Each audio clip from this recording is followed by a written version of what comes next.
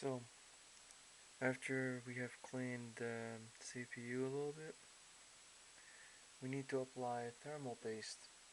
That's after you put in the CPU in the socket. So in the CPU, you'll find something like this. Four sides, but on one side there's a small triangle, which I'm not completely sure if you guys can see it in the video. Let's just flip it over, show what's there. Now seeing the four sides, each and every side is complete, except for one side is a bit cut off right here. This right here is all complete, but over here is cut off. Over here there's the last dot all the way in the corner. Last dot all the way in the corner. Same here, but one side doesn't. This is the same side. It has a triangle on it on the side. Wish I had a better quality video, but alhamdulillah. So anyways, so this same side right here, you'll find over here in all four corners. Over here's one, two, three, all full. There's a last dot or a last pin all the way in the end of the corner, which basically, except for one corner over here which does not have a last pin, which it is the same in this CPU. Or basically all you have to do is just make sure that corner right here is right here. So let's set it up. So I have to just like put this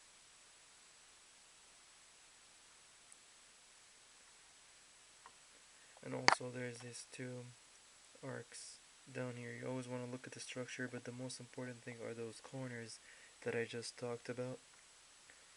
Just want to lay it right there. So over here we pull it out, slide just like this.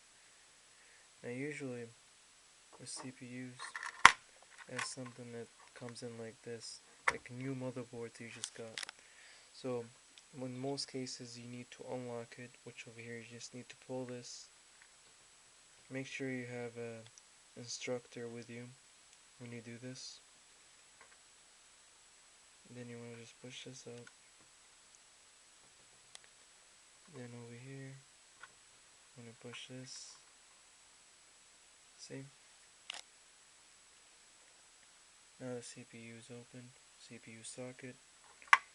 And for the CPU socket and the motherboard, you always want to look at the socket number, because you don't want to get a wrong CPU. So in motherboards, you want to look at the socket number, which in each motherboard usually comes with a special socket, which you need to look that up when you're buying a motherboard for a new computer. And then you need to find a processor with that same socket. So as for example, in this case, there's an LGA 775, I believe, socket, which this is. And so with an LGA 775 socket, you need to find a motherboard that supports that socket. So in a website or some sort like newegg.com, for example, this is where I buy most of my ports. I need to look up socket number LGA775 and then find the right motherboard. And all I have to do is basically just order it, and I can just fit this CPU into this socket.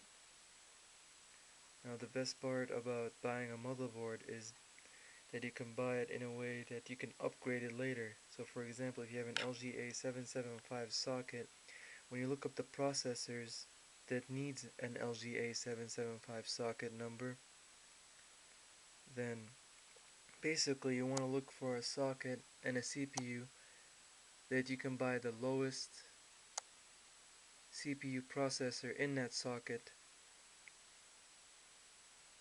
so that basically later on you can buy like the highest and fastest and has the best performance CPU in like later years, which still supports that same socket that you'll buy for the motherboard.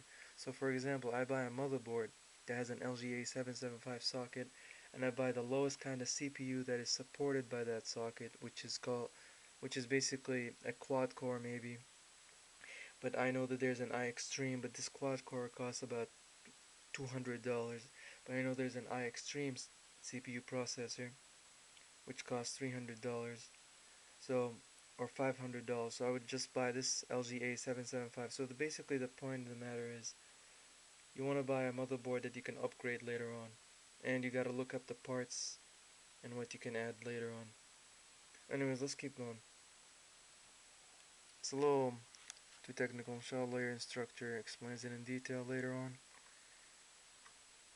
So anyways, here's the socket number. Here's the CPU socket. The next, we need some thermal paste.